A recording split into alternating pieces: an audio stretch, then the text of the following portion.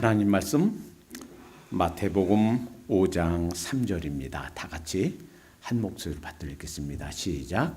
심령이 가난한 자는 복이 있나니 천국이 저희 것이며. 아멘. 오늘부터 시작해서 앞으로 8주 동안 흔히 팔복이다 이렇게 부르는 하나님의 말씀, 어떻게 하면 복 받는가, 복이 무엇인가, 어떤 방법으로 복을 받는가.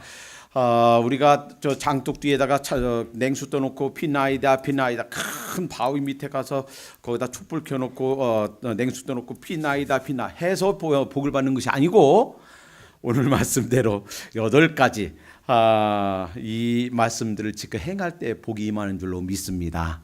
이 말씀을 잘 새겨들어서 그냥 한 번 듣고 마는 것이 아니라 남은 평생 동안 이 8가지 이 말씀을 잘 지켜 행해서 이 땅에서 그리고 내세에 복이 충만하게 우리 삶과 가정과 우리 미래에 임하게 되기를 예수님의 이름으로 축원합니다.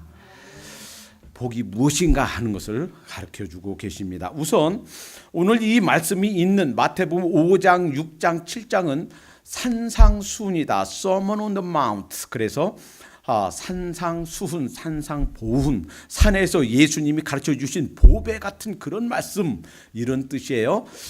그래서 오늘은 그 서론과 그리고 첫 번째 복에 관한 말씀을 살펴보겠습니다. 우선 이 설교, 산상보훈에 대한 잘못된 3가지 견해가 있어요. 첫째는 이 복음이 사회복음이다라는 견해예요. 그래서 이 말씀 그대로 지켜 행하면 이 땅에 천국이 저절로 건설될 거다라고 말하는 사람들이 있어요. 그러나 그렇지 않다라는 것은 오늘 읽은 말씀, 심령이 가난한 자는 복이 있다, 애통하는 자는 복이 있다, 이런 말씀과 이 땅의 사회복음, 이 땅의 천국이 이루어지는 것과는 사실 별 관계가 없습니다.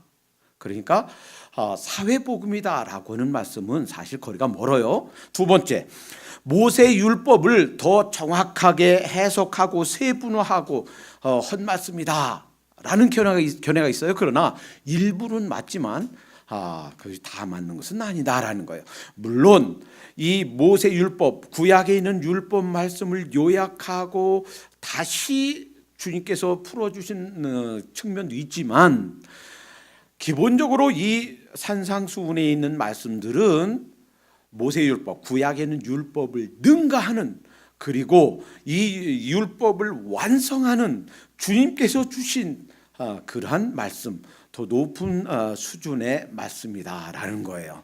또 한 가지 잘못된 의견은 세대주의자들이 그렇게 얘기합니다. 이 말씀은 예수님이 그 당시의 제자들에게만 주신 말씀이기 때문에 지금 2000년 전 후에 우리에게는 해당되지 않는 말씀이다.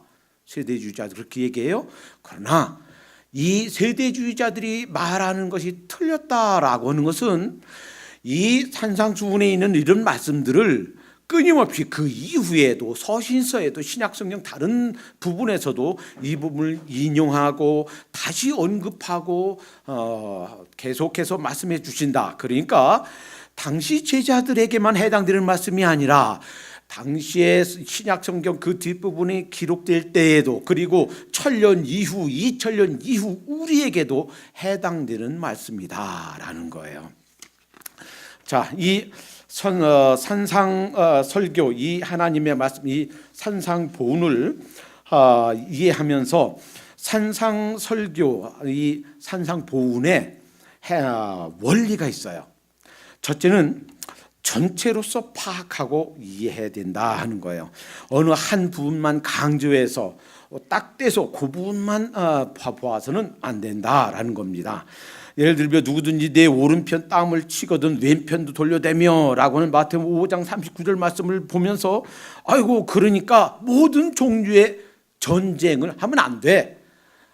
다른 나라가 와서 침략해 들어와도 우리의 자녀들을 뺏어가고 우리 아내들과 딸들을 잡아가고 우리의 모든 재물을 약탈해 가도 그냥 당하고만 있어야 돼. 이렇게 해석하면 안 되겠다라는 거예요. 우리가 힘이 남아돈다고, 국력과 국방력이 남아돈다고 해서 다른 나라를 침략하는 건 안 되지만 싸움을 안 하려고 해도 할 수밖에 없는 상황이 있어요. 일본 사람들이 임진왜란을 일으켜서 와서 우리를 죽이고 노략하고 한다면 싸우기 싫어도 싸워야 되는 거예요. 그래서 부분적으로 보고 부분적으로 해석하면 안 되겠다 하는 거예요. 두 번째, 이 설교는 이 산상수훈에 있는 설교, 마태복음 5장, 6장, 7장 이 산상설교, 특별히 오늘 8가지 이 복에 관한 말씀은 불신자에게, 비기독교인에게 주신 말씀이 아니라 기독교인, 우리 크리스찬에게 주신 말씀이다라는 거예요. 이 말씀들을 비기독교인, 넌 크리스찬들은 사실은 행할 수가 없는 수준의 말씀입니다. 예수님 믿고 그리스도 안에 들어왔고 예수님의 그 십자가 보혈을 믿어서 거듭난, 이미 하나님의 백성들, 하늘나라 시민권이 된 크리스찬들에게 주신 말씀들이다라는 거예요. 세 번째, 중요한 것은 이런 문자들, 겉으로 표현된 그 문자들이 아니라 그 표현된 문자들, 그 표현된 이런 표현들 이면에 흐르는 그 영과 생명, 그 의미, 내용이 중요한 것이다라는 거예요.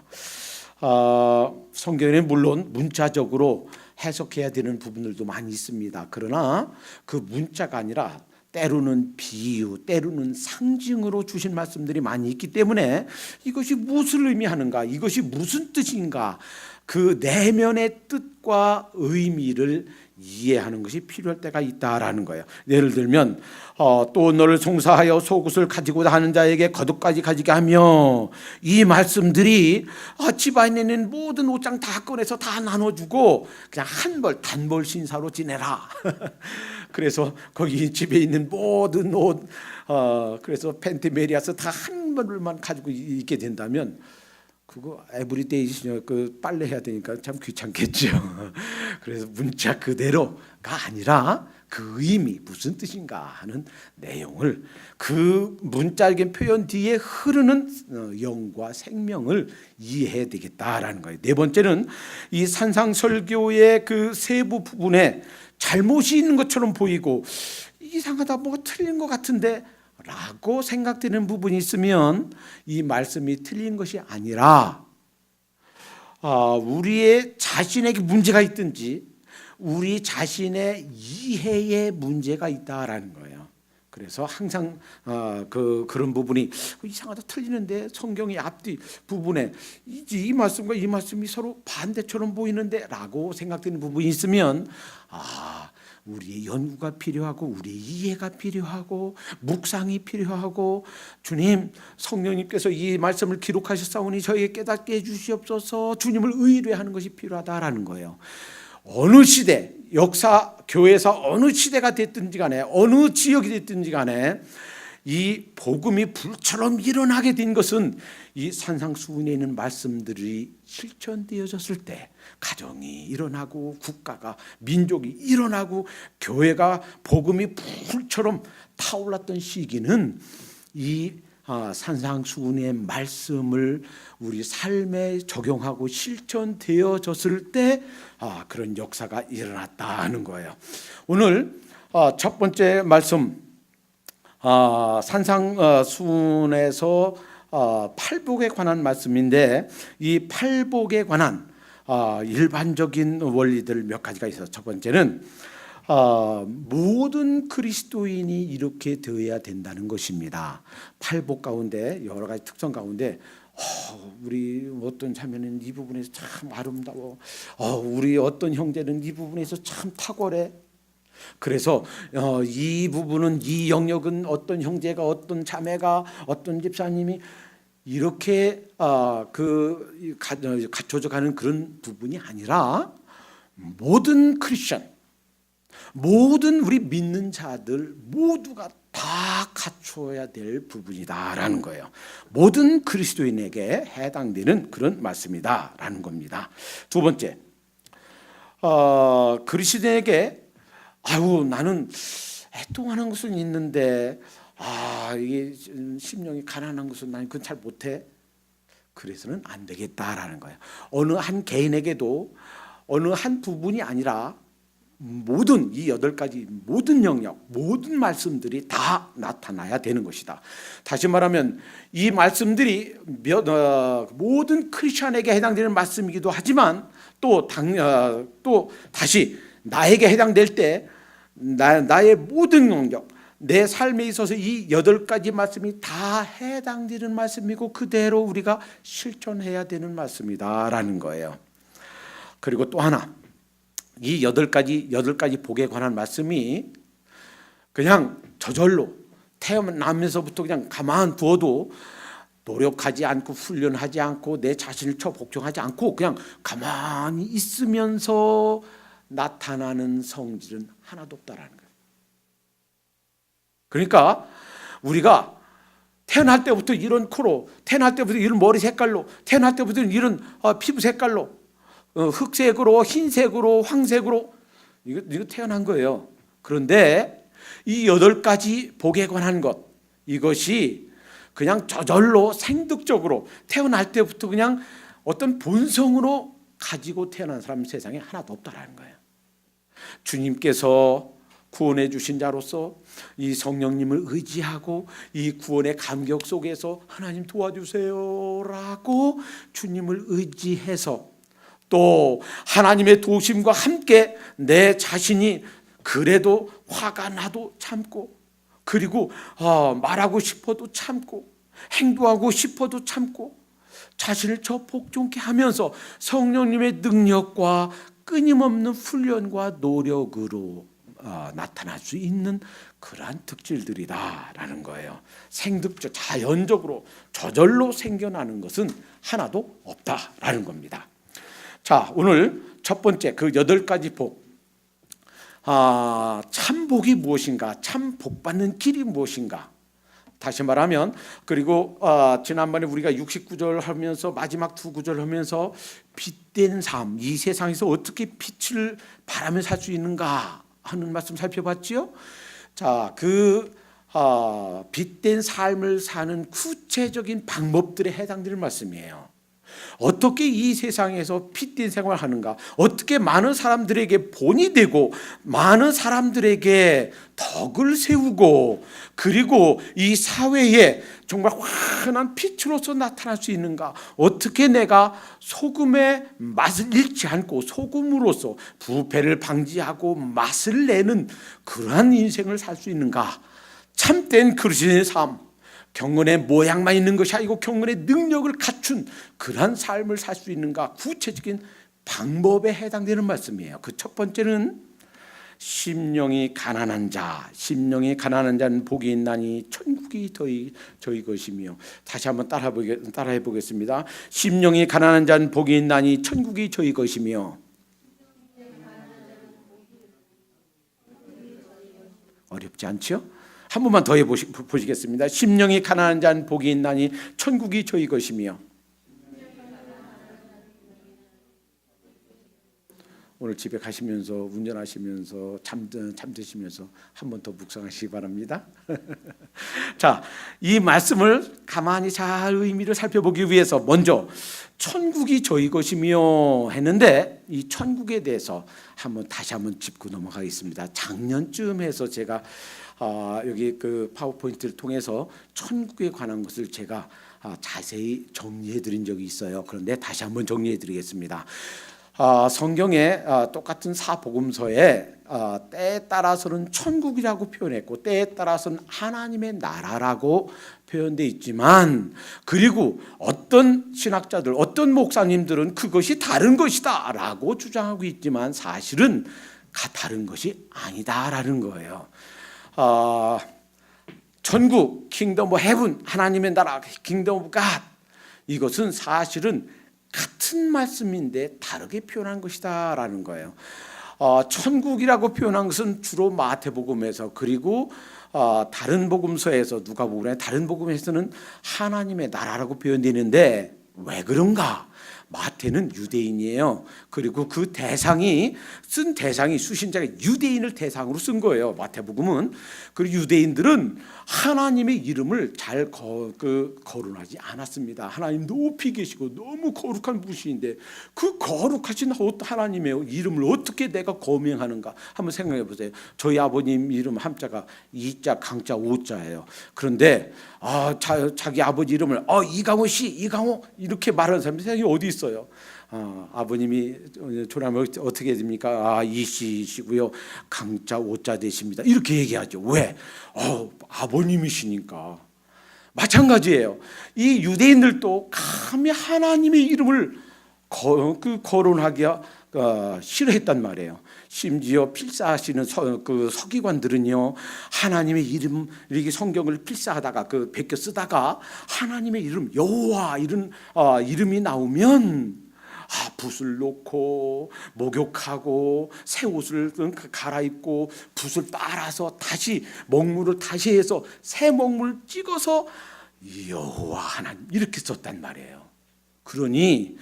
그래서 여호와라고 쓸 하나님이라고 쓸 그런 부분이 나오면 여호와 하나님 이름 대신 여호와 대신 엘로힘 주님이란 단어를 썼단 말입니다. 그래서 마태복음에는 하나님의 나라라고 않고 천국이라고 킹덤 헤븐이라고 표현이 되어 있던 거예요. 그러니까 하나님의 나라든 천국이든 사실은 같은 것이다라는 거예요. 그리고 천국이라는 것은 이 과거적인 측면이 있고 현재적인 측면이 있고 미래적인 측면이 있다라는 거예요.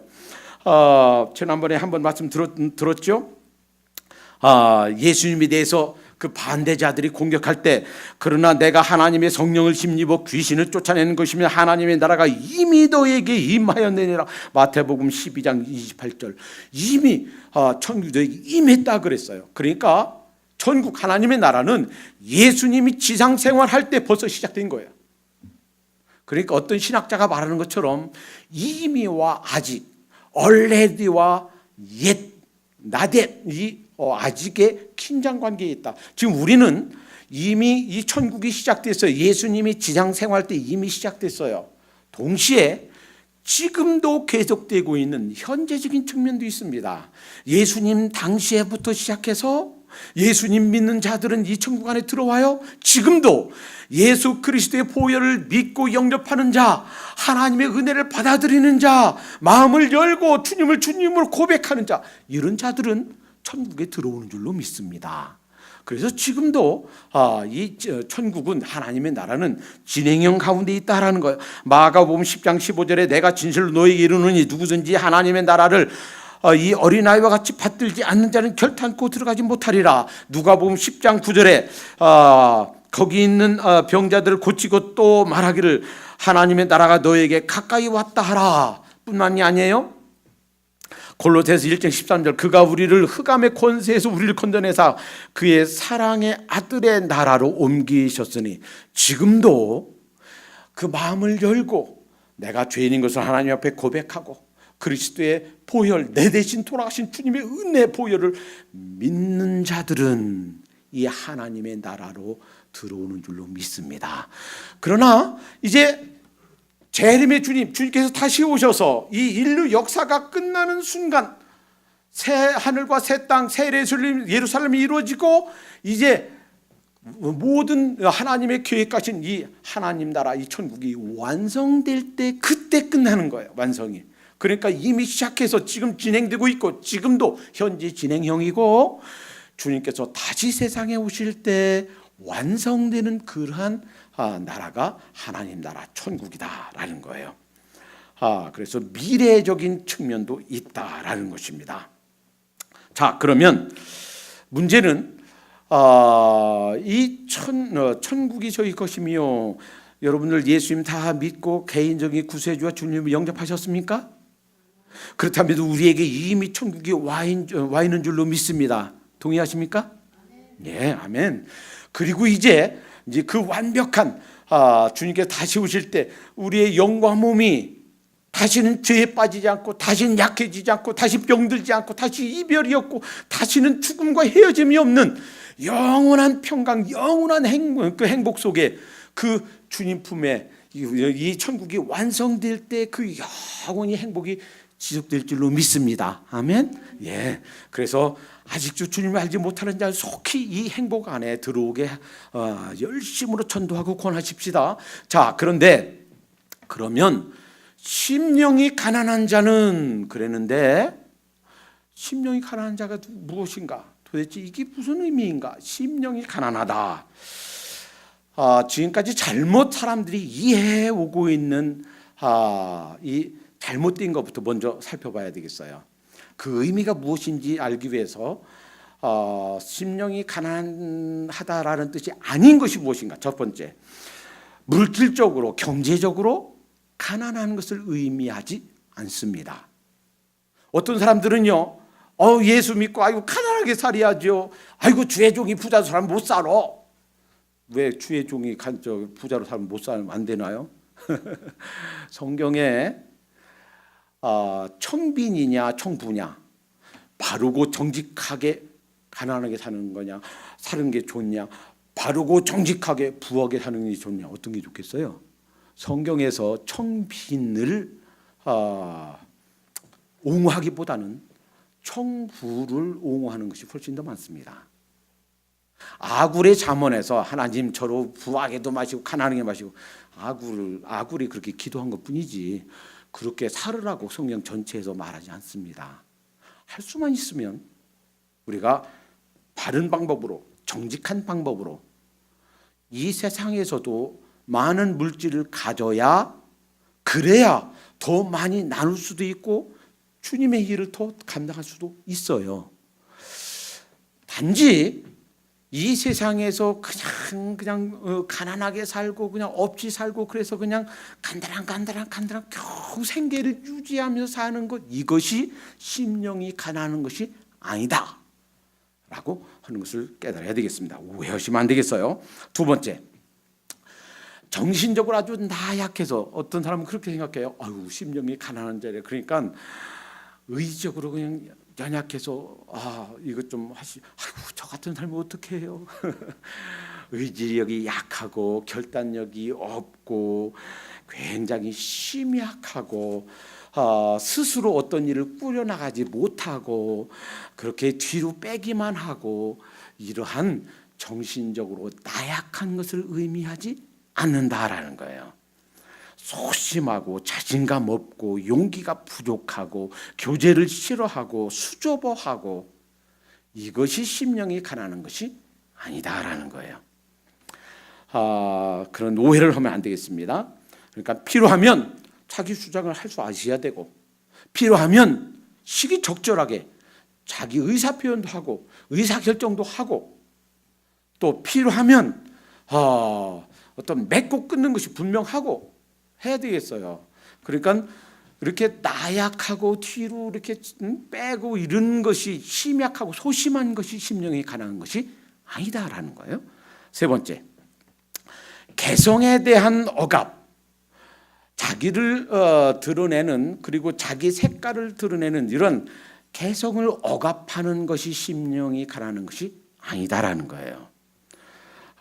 베드로를 볼까요? 본래 베드로는 아주 공격적이고 그리고 자신만만하고 아주 성격이 불같고 급한 성격이었습니다. 그러나 그가 주님을 만나고 아주 유해졌어요. 그렇지만 베드로 후서 3장 15절에 대해서, 바울에 대해서 얘기하면서 사실은 바울이 자기를 공격했습니다. 만인 앞에서 자기 잘못한 것 드러냈어요. 당시에 수장 아닙니까? 거의 지도자격, 12제자 중에서 초대교회 중에서도 지도자 중에 지도자, 리더 중에 리더급이 아닙니까? 그런데 이 바울이 베드로요, 당신 그렇게 위선적이고 비겁한 자가 돼서는 되겠습니까? 공개적으로 공격했어요. 그런데 이 바울에 대해서 귀하다고 찬사를 하는 모습에서 자신만만하고 그 인생의 사역의 후반기란 말이에요. 베드로 후서. 이렇게 분명하게 개성이 드러나 있구나. 그러니까 자기 개성을 없애는 것, 이것이 심령이 가난한 것이 아니다라는 거예요. 또 하나, 자기를 학대하고 자기 도피를 의미하지도 않는다라는 거예요. 필요 이상으로 자기를 괴롭히고 자기를 그냥 자기 피하고 그리고 어떤 그 불교에서 말하는 것처럼 산속으로 들어가서 사람들 만나지도 않고 자기를 그냥 때로는 두루눕지도 않고 몇 년 동안 그냥 앉아서 자고 먹지도 않고 그냥 물만 먹고 살 이렇게 자기를 괴롭히는 거 이런 것들을 의미하는 것이 아니다라는 거예요. 자, 그렇다면 이 심령이 가난하다라고 하는 것이 무슨 의미인가? 이 말씀을 좀 더 자세히 이해하기 위해서 구약에 있는 한 말씀을 좀 더 살펴보면 이해가 쉽겠어요. 이사야 57장 15절에 보면 이런 말씀이 있습니다. 그냥 찾지 말아세요. 그냥 듣기 마세요. 제가 설명해 드리겠어요. 이사야 57장 15절에 보면 지존무상하며 영원히 거하며 거룩하다 이름하는 자가 누구예요? 하나님이죠. 우리 주님이시죠. 높이 거하시는 자, 숭고한 곳에 거하시는 자, 지존자 그분이 이같이 말씀하시되 내가 높고 거룩한 곳에 거하며 또한 통회하고 마음이 겸손한 자와 함께 거하나니 어떤 사람? 마음이 깨어진 사람, 통회하는 사람. 하나님, 제가 죄인입니다. 하나님 앞에 용서받을 수 없는, 하나님 앞에 어찌할 수 없는 죄인이 바로 저입니다. 마음이 깨어지는 사람, 겸손한 사람, 이런 사람을 말하는 거예요. 이런 자와 하나님께 함께 가신단 말이에요. 하나님, 저는 의인입니다. 11조 했고요, 주일 지켰고요, 불쌍한 사람 도와주었고요, 하나님 저는 의인입니다. 이렇게 말하는 사람이 아니라 다 하면서도 율법 다 지켰으면서도 하나님께 드릴 것 다 드렸으면서도 하나님, 제가 죄인입니다. 저는 용서받을 수 없는 죄인입니다. 라고 통회하는 마음을 가진 사람. 그리고 겸손한 사람. 이 겸손한 자의 영혼을 소송케 하시며 통회하는 자의 마음을 소송케 하려 함이라. 이러한 자와 하나님이 함께 계신단 말이에요. 높이 계신 자, 아주 숭엄한 자, 높이 계신 그분이 이렇게 마음이 깨어진 사람, 마음이 겸손한 사람. 왜 그런지 아세요? 오늘 컵이 없어서 제가 못 보여드리겠는데, 컵이 물이 가득 찼다고 보세요. 거기에 컵에 물이 가득 차 있으면 더 이상 거기에 꿀물을 붓을 수도 없고 주스도 붓을 수가 없어요. 왜? 넘쳐나니까 거기 안 들어가요. 거기에 꿀물을 부으려면, 오렌지 주스를 부으려면 어떻게 해야 되겠어? 다 비워져야 되겠어요. 나로, 자기로, 자만으로, 교만으로, 자아로 가득한 사람들은 거기에 뭐가? 하나님의 은혜가, 하나님이 들어갈 그런 여지가 없어요. 그런 룸이 없어요. 자신을 내려놓고, 내 생각을 내려놓고, 내 고집을 내려놓고, 내 자아를 내려놓고, 주님, 저는 은혜가 필요한 자입니다. 하나님께서 도와주시지 않으면 설 수가 없는 자입니다. 하나님 은혜 주시옵소서. 하나님 도와주시옵소서. 주님의 은혜를 구하고 주님의 능력과 주님의 영광을 구하는 자에게 주님의 은혜가 부어질 수 있는 줄로 믿습니다. 나를 내려놔야 되겠어요. 성경에 수많은 자기를 내려놨던 사람들이 있습니다. 사사기에 보니까 사사기 6장 14절 여호와께서 그를 돌아보사 가라사대 너는 이 내 힘을 의지하고 가서 이스라엘 미디안의 손에 구원하라. 내가 너를 보낸 것이 아니냐 말하니까 15절에 기드온이 그에게 이르되, 하나님의 사자에게 이르되 대답하되 주여 내가 무엇으로 이스라엘을 구원하리까? 보소서 나의 집은 므낫세 중에 지극히 약하고 나는 내 아비 집에서 제일 작으니이다. 모세도 마찬가지예요. 하나님께서 불러서 그 바로에게 가라, 저들 인도해내라. 그러니까 모세가 뭐라고 말합니까? 사실은 모세만큼 자격 있는 사람이 세상에 없습니다. 40년간 왕궁에서 최고의 학식과 최고의 건강과 무술과 그 언어와 최고의 것을 다 익혔어요. 세상에 그만큼 그런 자격이 있는 사람이 어디 있겠습니까? 그런데 그가 뭐라고 말합니까? 모세가 하나님께 고하되 내가 누구간데 바로에게 가며 이스라엘 자손을 애굽에서 인도하여 내리까. 이사야 정말 하나님 앞에 아름답게 준비된 하나님의 종입니다. 그런데 이사야가 이렇게 고백합니다. 그때 내가 말하기를 화로다 나여 망하게 되었도다. 나는 입술이 부족한 사람이요 입술이 부족한 백성 중에 거하면서 만군의 여호와신 왕을 배웠음이로다. 베드로가 주님을 만났습니다. 이분은 보통 분이 아니시오. 이분은 메시아셔. 하나님께서 보내신 메시아가 아니라면 이럴 수가 없어. 깨닫는 동시에 누가복음 5장 8절 이렇게 말합니다. 시몬 베드로가 이를 보고 예수의 무릎 아래 엎드려 가로되 주여 나를 떠나소서 나는 죄인으로소이다. 하나님의 존재 앞에 저는 죄인입니다. 가슴을 치며 통회하며 내 모든 주장, 내 고집, 내 모든 것을 내려놓고 하나님께서 주시는 깨달음, 하나님께서 주시는 그런 생각, 하나님께서 주시는 은혜들을 받아들이는 것, 이것이 심령이 가난한 자입니다. 오늘 이 말씀을 생각하면서 심령이 가난한 자로서 사는 삶이 무엇일까? 이 한국에서는 이제 대통령 선거가 앞에 두고 있습니다. 이제 한국에 있는 우리 유권자들은 투표하기 직전에 단 하루밖에 기회가 없습니다. 잘 생각해 보세요.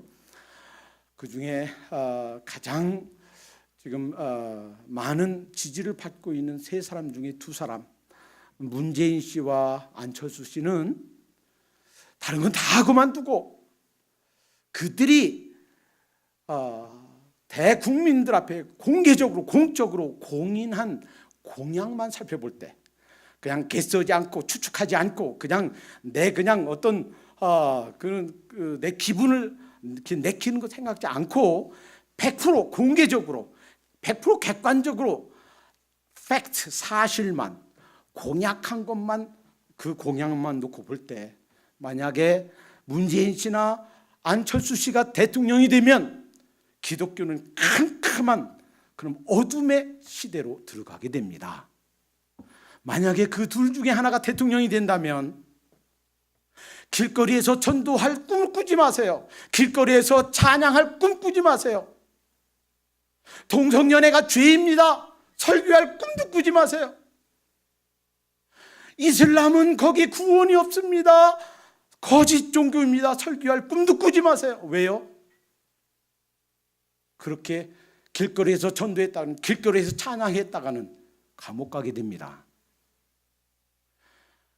만약에 문재인 씨나 안철수 씨를 찍고서 투표하고서 하나님 대한민국의 복음이 불타는 복음의 시대가 오게 해주세요. 기도하지 마세요. 기도할 자격이 없습니다. 왜? 대한민국의 복음이 교회가 망해가도록 복음이 막도록 내가 일조하고서 어떻게 그 기도가 응답되기를 바라겠습니까? 이제 대한민국에서 복음이 불타오르는 시대는 그 둘 중에 하나가 대통령이 된다면 복음의 시대는 막을 내리게 될 것입니다. 이 복음은 대한민국을 떠나게 될 것입니다. 대한민국에 있는 전국에 있는 목회자들이 이것을 가르쳐주고 이걸 설교하지 않고 지금까지도 선거하기 직전에 단 한 번도 이것을 얘기하지 않았다면 그가 2만 명을 목회하는 담임 목사든 5만 명을 목회하는 담임 목사든 위선자이고 그 양떼들 2만 명 5만 명 양떼들을 죽음으로 영적인 사지로 몰고 가는 위선자요 사군입니다.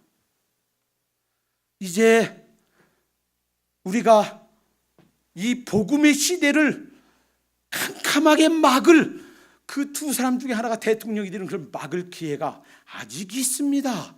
아직 기회가 있습니다.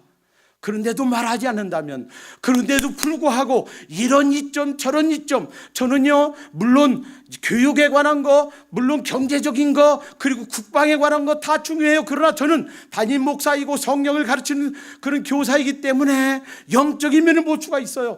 영적인 면에 있어서 이것을 가르치지 않는다면 우리 대한민국은 너무너무 영적으로 어려운 시대에 들어가게 됩니다. 이것을 경고하지 않고 이것을 막지 않고 이것을 설교하지 않는다면 어떤 사람 그런 말할지 몰라요. 목사님, 설교 시간에 왜 정치적인 얘기합니까? 설교는 하지, 하나님 말씀이나 하지. 여러분, 이 말씀은 제 개인적인 사견이 아닙니다. 성경 말씀을 준비하면서 설교하면서 성령님께서 제게 강력한 감동을 주셨습니다. 여러분, 정치적인 이 상황이, 대한민국의 정치적인 이 상황이 직접적으로 대한민국의 그리스도인들의 영적인 현실에 직접 영향을 주고 있습니다. 이제 사회가 이 둘 중에 하나가 대통령이 된다면 우리 대한민국의 사회는, 대한민국의 교회는, 대한민국의 이 복음은 캄캄하고 어려운 시대, 암흑 시대로 접어들게 될 것입니다. 단 하루밖에 남지 않았습니다. 오늘 동영상을 준비하고 하시는 분들은 빨리 좀 해서 유튜브에 올려주시기 바랍니다. 한국에서 이 설교를 듣는 분이 있다면 퍼서 날라주시기 바랍니다. 이 둘 중에 한 분, 그분들이 공약한 것이 실제로 이루어진다면 대한민국의 교회와 성도들은 참 어려운 시대로 들어가게 될 것입니다. 내가 이 사람이 옳은 것 같고 저 사람이 옳은 것 같지만, 그러나 하나님께서 보시기에 하나님을 두려워하고 하나님이 기뻐하신 바를 행할 수 있는 사람을 찍어야 될 줄로 믿습니다. 어떤 사람은 그렇게 말할지 모르겠어요. 목사님, 제가 술 파는 이 비즈니스를 조금만 하면 안 될까요? 틀림없이 100% 돈을 버는데요, 잠깐만 이 비즈니스 해서 목돈 모아서 다른 사업을 하면 안 되겠습니까? 이렇게 물을 수도 있겠어요. 그러나 여러분 보세요. 수많은 범죄들이, 수많은 실수들이 취중 가운데 이루어집니다. 수많은 자살들이 술 취해서, 술을 곤드레 만드레 술 취한 가운데 이루어집니다. 자살이. 성경에 다른 건 그만두고 잠언만 읽어보세요. 31장로 되어 있는데 1시간 2시간이면 다 읽습니다. 자세히 읽어보세요. 술 먹지 말라고 너무너무 많이 얘기합니다. 술 취하지 말라, 이는 방탕한 것이니 오직 성령의 충만을 받으라. 에베소 5장 18절 말하지 않습니까? 이거는 저한테 상담을 물어볼 그런 거리도 아니에요. 기도해보고 기도할 그런 대상도 아닙니다. 하나님의 뜻은 술 파는 거 하지 않는 거예요. 비록 돈을 천천히 모은다 할지라도, 비즈니스가 힘들다 할지라도 그 술 먹고 사람들이 죄로 가게 된다면 결국은 그것이 하나님 앞에 아름다운 것이 되지 않는다 하는 말이에요. 심령이 가난하다는 무엇인가? 내가 옳은 것 같고 내가 판단하는 게 이것이 좋은 것 같지만 내 생각 내려놓고 주님께서 주시는 생각, 주님께서 원하시는 것, 이것을 따르는 거예요. 남자들은요 컨트롤 참 좋아해요. 여성분들 뭐 저렇게 흉악하게 때리고 맞는 걸 좋아하나? 너무 탓하지 마세요. 남자들은 이게 투쟁 본능이 있어서 보면서 자기도 모르게 막 손이 다 움직이고 다리가 움직이고 그래요. 이 어떤 사람은 그러죠. 훈련해서 컨트롤하는데 주먹이 오는데 피해야 되는데 피하지 않고 맞아요. 피하면서 이게 엇박이 올라가야 되는데 올라가지 않고 가만히 있어. 그러면 헝그리 정신이 없어. 왜요? 헝그리 정신 있는 사람은 어떻게 해서라도 이기려고, 맞지 않으려고 움직이고 피하고 엇박컷 올리고 원투 스테이 날리고, 이렇듯이 하나님을 향해서 무엇이 하나님을 기쁘게 하는 것인가, 무엇이 복음을 왕성하게 일어나게 하는 것인가, 무엇이 교회를 살리는 것인가, 무엇이 영혼을 건강하게 하는 것인가, 이것에 관심을 가지고 내 생각, 내 주장, 내가 옳다고 되는 것을 내려놓고 주님께서 무엇을 원하시는가, 주님께서 기뻐하시는 무엇인가 따르는 것, 이것이 심령이 가난한 것인 줄 믿습니다. 잠깐 기도하겠습니다. 하나님 감사합니다. 오늘 말씀 가운데 저희들 심령이 가난한 자가 복이 있다고 그랬는데, 주님 저희들 정말 가난한 심령으로 살 수 있도록 인도해 주시옵소서. 하나님 조국이 하나님, 이제 대통령 선거를 또한 눈앞에 두고 있습니다. 주님께서 도와주시옵소서. 정말 주님을 두려워하고 주님을 공경하고 복음이 불처럼 일어나게 할 수 있는 지도자가 대통령으로 선출될 수 있도록 도와주시옵소서. 하나님, 저희들 주님을 바라보게 하시고 정말 저희 힘으로는 심령에 가난해질 수도 없고 이 팔복을 이행할 수 있는 능력이 없사오니 주님께서 함께 하셔서 힘 주시옵소서. 하나님, 참으로 저희 가슴을 치며 저희 죄인임을 고백하며 내 생각, 내 주장, 내 판단, 내 고집, 내 자아를 내려놓고 하나님께서 주시는 힘을 의지하고 하나님께서 보여주신 바른 것을 쫓아 행하는 저희가 되게 해 주시옵소서. 하나님의 뜻을 행하기에 전적으로 무능하다는 사실을 깨달아 끊임없이 하나님의 도우심을 덧입어 사는 저희가 되게 해 주시옵소서. 하나님, 저희의 남은 생애 전체 동안 이 세상을 끝나는 그 순간까지 주님, 저희들 심령이 가난한 자로서 주님의 도우심을 힘입고 주님께서 깨닫게 해주시는 바에 순종하면서 주님의 뜻을 따라가면서 사는 저희가 되게 해 주시옵소서. 예수님의 이름으로 감사하며 기도합니다. 아멘. There is love that came for us, humble to the sinner's cross. He broke my shame and sin.